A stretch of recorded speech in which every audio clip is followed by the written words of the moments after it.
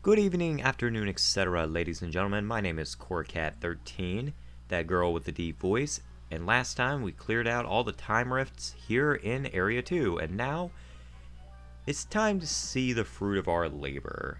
It's time for the award ceremony. And it looks like that Peckneck has won again. Let's see how cocky he is. Apparently he's very cocky. Lassie, it's you! I did it!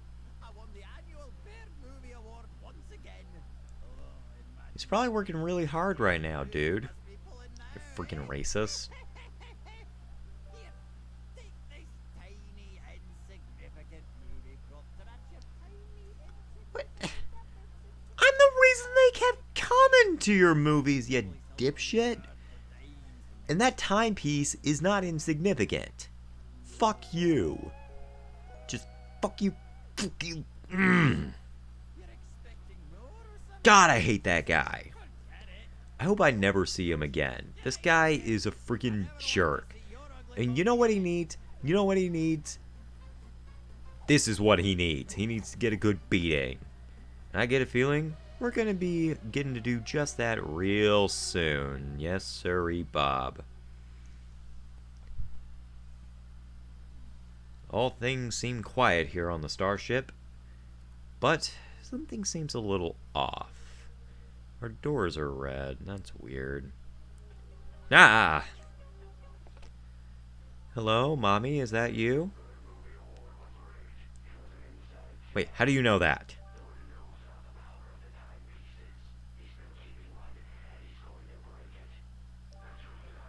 I knew it. I knew it! That damn Peckneck man, you can't trust him. I most certainly will. That guy is. We owe him an ass beating for insulting good old DJ Grooves. So let's do him a favor and take him down a peg. Or a peck. That was terrible. Anyway, welcome to Deadbird Studios After Dark. Yeah, it looks pretty cool actually. I could definitely sleep here. I need to go to bed soon. I gotta go to work in. No, not a few hours, but just long enough that it's gonna be a problem if I don't sleep. Anyway, so before we kick things off here, we got a bit of unfinished business over here. I don't know how I missed this thing, but I did. Lo and behold, it's a brewing yarn. Yes, I don't know how I missed that thing, but I found it in my practice run, so there you go. Don't expect anything fancy from here. My ears really need a good popping. I mean, good lord. They have just been so off sync lately. But speaking of off sync, our colors look a little more festive. That's right, sway those hips.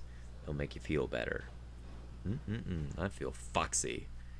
We ought to, because we're going to have to solve the mystery of Deadbird Studio.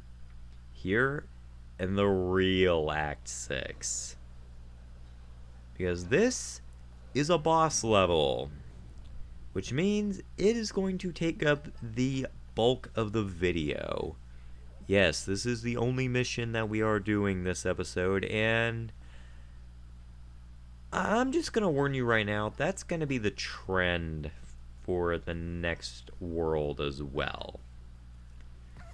I made that jump. You can't tell me I didn't. Anyway, so the next world is it's an open world area, and because of that, the levels take a little longer to beat than usual.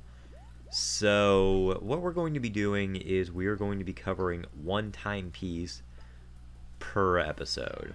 We're going to show how to get there, how to get back, etc. It's going to be a really fun time, I promise. World 4 is a really fun area, and I can't speak enough praise about it. It legitimately kind of shocked me, which is weird because World 4 used to be one of my least favorite worlds, but now World 4 is actually one of my favorite worlds. In fact, it might actually be my favorite world of the game aside from Subcon Forest. Just because it's definitely different from the bunch, but there's just so much variety in the landscapes and stuff and how you get to these areas that you really don't care. It feels so good. It feels nice to be able to get into the breeze and just be able to breathe in that wonderful spring air, which it is not right now. Also, not spring has made itself present. That was not a very good segue. But anywho, we'll save most of the talk for World 4 for when we actually get there, but dude, I am looking forward to those episodes. I actually have all of World 4 recorded right now. So you guys are going to be getting it hopefully pretty soon. I'm just hoping that my schedule opens up enough that I can actually release those episodes in a timely manner. But anyway, now to the topic at hand. World 2-6. This is kind of an interesting level because it's a labyrinthian stage. Or what James Rolfe would call a where the fuck do I go kind of stage. And yeah, for a first timer, and hell, even a fifth timer, this stage is pretty non-linear. It's really easy to get lost in this area because a lot of the boxes look the same, but there is a distinct path, don't you worry, ladies and gentlemen, and I will show you where it is. But first, we gotta go and find collectibles, because that is important. Also, I'm really mad at myself because I skipped that thing. I think I was just gung-ho on trying to get to the end of the stage. Or maybe I just didn't notice it was there.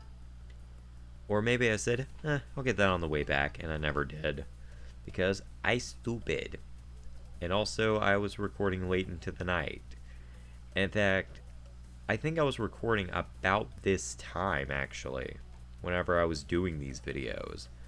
I think it was like maybe 3 something whenever I was recording this episode. Oh, I didn't want to show you me getting back here.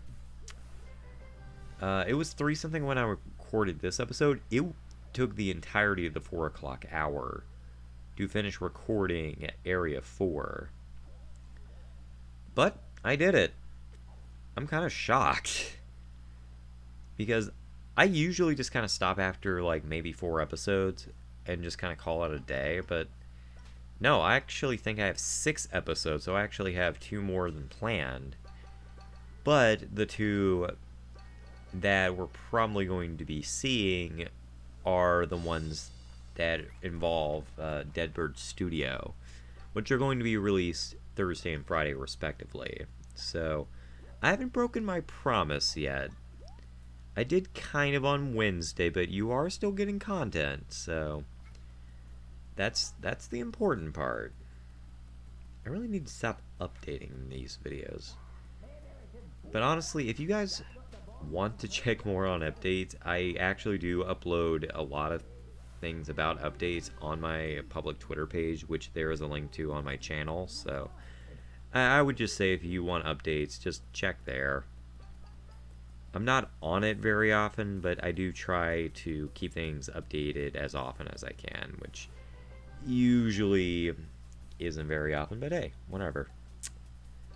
Anyway, shameless self-promotion aside, I do actually have an interesting little thing. My dad actually was asking me of something kind of interesting. He was actually asking if the Super Nintendo Classic was worth it, which to me infers that he actually was planning on getting the game, which is very cool. It's just like, wait, you actually want the Super Nintendo Classic? Because I think we were talking about it on the last car ride, and I'm psyched. It's just like, yeah, there are a lot of great games on there. Unfortunately, there isn't a baseball game, so he may not get it just on that, but there's just so many good games, and honestly, if he's watching this right now, go for it, man. Honestly, if you want to know a lot about the games that like I'm really into and stuff, that's actually a really good way to get introduced to a lot of these series formally. Like if you wanted to play like an RPG or something, like there are a lot of good ones, like Secret of Mana, Earthbound's on there, and just so many more. And honestly, this just kind of goes out to any of you watching. If you want a Super Nintendo Classic, definitely go ahead and get it. It's a great introductory course to the Super Nintendo. And honestly, get the NES Classic as well. I definitely recommend it. Now, if only Nintendo would release an N64 Classic, because clearly they're not going to re release those games on the Nintendo eShop, which makes me sad. I don't know, maybe they will, maybe they won't, but I highly doubt they will because considering how it's laid out, I just don't see it running very well. But hey, Nintendo has surprised us in the past, so who knows? Maybe they will unleash some sort of. I got spotted. Some sort of N64 eShop. Honestly, what I want is them to release, like, maybe like some compilations or something for the Nintendo Switch. Like, I hear they're doing, like, a Mario compilation for 64 Sunshine and Galaxy. I may have mentioned this in an episode or two. Yeah, I have actually during the Sunshine LP. But honestly, I like what they're doing. Like, I love the idea of just compiling some games. Why not just do that for the Nintendo 64? Like, pull out like a greatest hits kind of thing. I know it may be a little hard to do, but I don't know. I think there are a few N64 games that are worth remaking for the Nintendo Switch, like from the ground up, like Mario 64 itself. What's Hat Kid doing? Oh, yeah, that's right. She was here earlier in the chapter. My bad. Sorry, I got sidetracked there. I saw Hat Kid. This is Bo Kid's timeline. She's supposed to be present. But anyway, like I was saying, there are a few games that I would like to see on the Nintendo Switch. One of them is actually Majora's Mask. I would love to see them re-release Majora's Mask, like maybe Majora's Mask 3D, but for the Nintendo Switch. Because honestly, Majora's Mask 3D is really, really fun, and I think that is really the definitive version of that game. But honestly, I think it would be even better if they re-released that game for Switch, but updated the graphics and stuff so that they're full HD. But then again, they could also remake Ocarina of Time for the Nintendo Switch. But that was also a tech demo for the Nintendo 3DS, and they just made it into a full-fledged remake. So, I don't know. Let me know what you think is best in the comments below if you want to. But anyway, all rambling aside, it's time for the main event. It is time for the boss. After this elevator ride, there we go. Alright. Got that damn peck neck hanging out there. That knife. Only Frisk is allowed to have knives. I gotta get ready, man. Gotta get ready. Gotta get my quads ready. Let's see what this guy has to say. What you want, dipshit?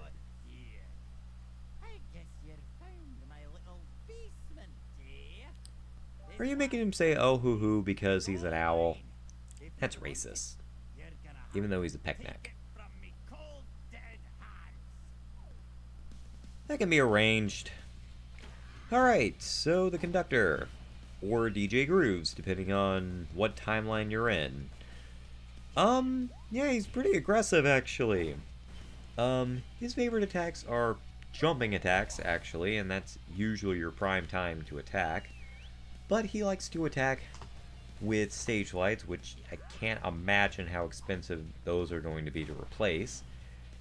He likes to dive down on you, that's one of them. The disco ball, which I have no idea where he managed to find that, because that was in none of his movies. And he likes to attack you with a flurry of knife attacks. In fact, I think he's about to, yep, he's about to do the knife attack. The whole room goes dark, and all that's lit is the red of his knife.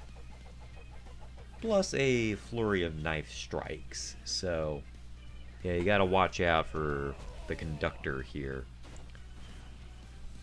But these aren't his only attacks, these are just his first phase attacks, so... Yeah, this is actually a multi-phase boss fight. It's pretty cool. It's not a two-phaser like the previous two bosses. This time it actually is many phases. I think this is like 3 or 4. So yeah, this guy is pretty persistent. Also, he likes using photographs to multiply. Yeah, he can not only multiply those disco balls, he can do that to himself too. Gotta dodge the mirages, because even though they're paper, they can still harm you, so just keep an eye out for that. Same here. The further you get into the fight, the harder these things are going to be to dodge, so keep an open mind and keep your legs ready, I guess. I don't know. You can't get me, you can't get me, ha ha ha, I am the Bo Kid, you are gonna die. Alright. You've already done that attack, dude. It didn't work well the first couple of times you did it. What makes you think it'll work now? Also, thanks audience. I should mention that you probably are not gonna die in this boss fight.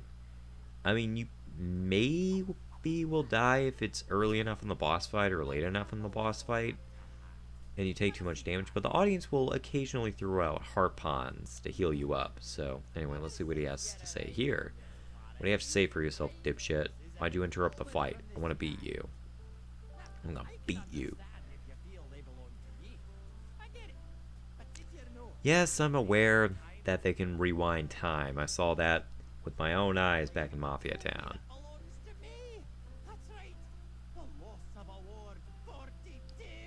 Really? Really? Really? Honestly, congrats to DJ Grooves. You're a dick. You're hogging the spotlight.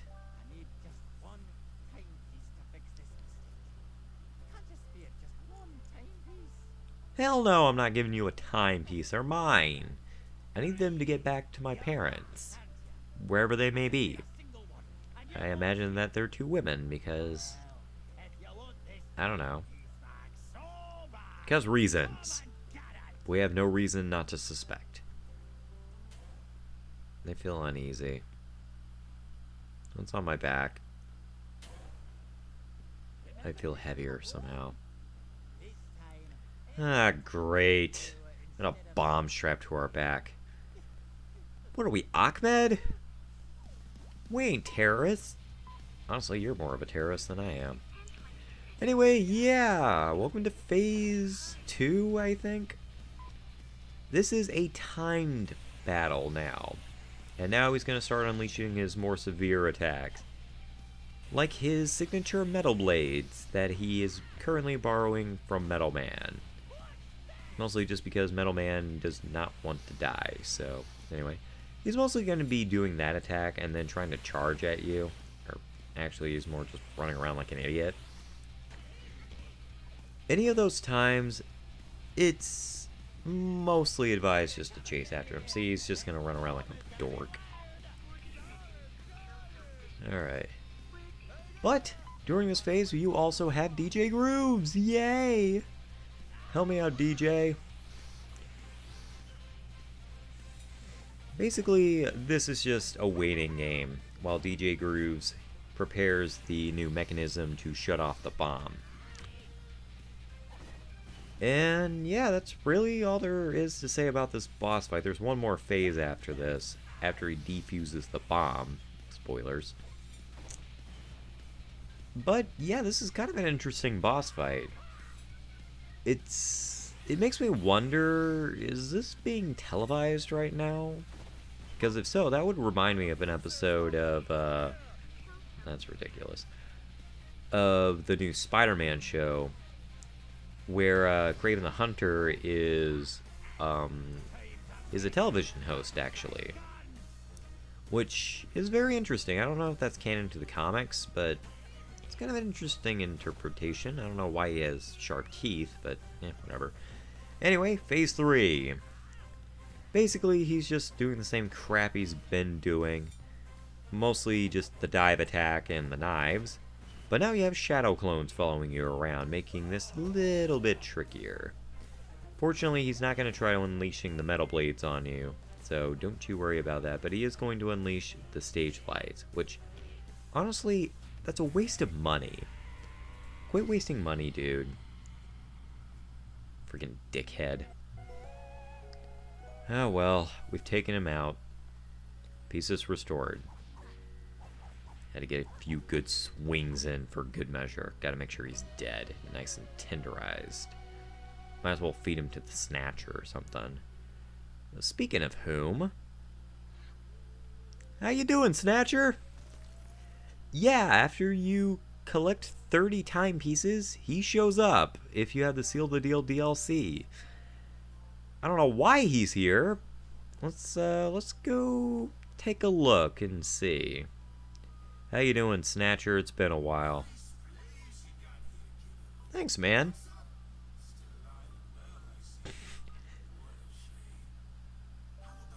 I love his sense of humor. It's so dark.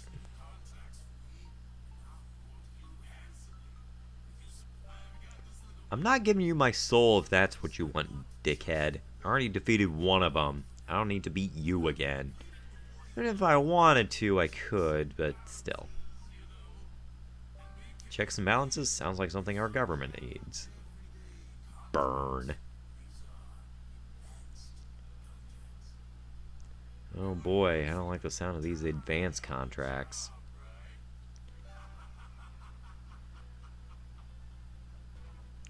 Alright, so that unlocks the advance contracts. Basically, these are harder versions of missions, and I already discussed that in the last episode, so we're not going to get into that here. And we are not going to be covering those in this LP because I just simply don't want to.